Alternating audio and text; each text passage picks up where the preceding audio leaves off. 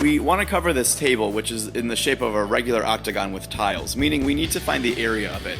Now, at first glance, it may look like a typical, find the area of the polygon problem, but in this case, we aren't given some information that we need. If we take a look at the table, what I'm going to do is actually draw in one of the triangles in the figure.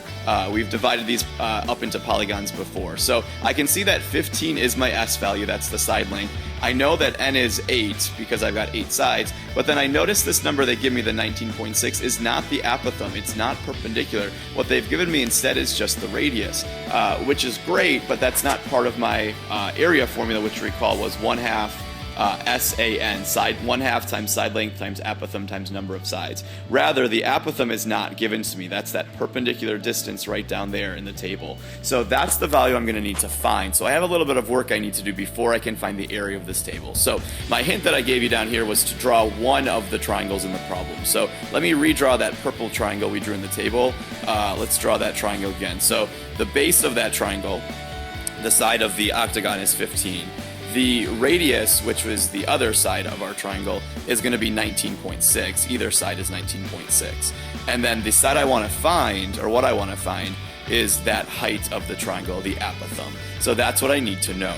So looking at this diagram, hopefully what you're seeing is, once again, we're going to use our old friend, the Pythagorean theorem, to find a missing side out. So rather than look at that entire triangle, let's look at just that orange triangle. Now, since 15 is the entire base and it's cut in half by drawing that apothem in there, I'm going to actually use just half of 15, which is 7.5, for those two little sides right down there. So let's go ahead and set up a Pythagorean theorem problem to find our apothem, so then we can find the area of this table. So setting up Pythagorean theorem, the two legs are a squared and 7.5 squared, or a and 7.5.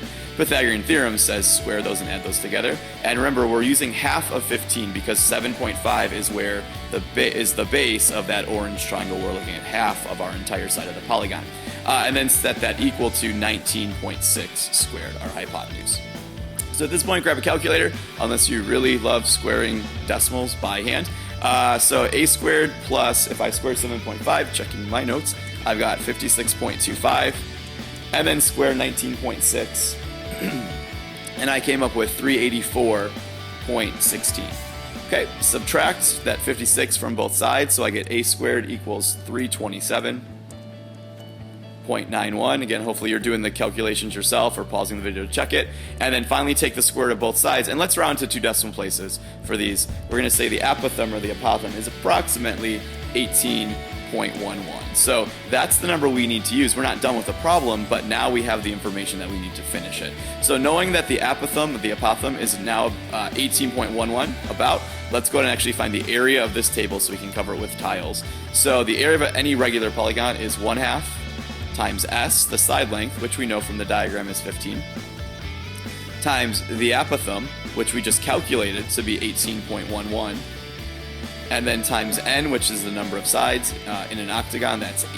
So there's the equation I want to use once I now know the apothem. Again, grabbing my calculator and doing some number crunching, I get an area of 1086.6 approximately.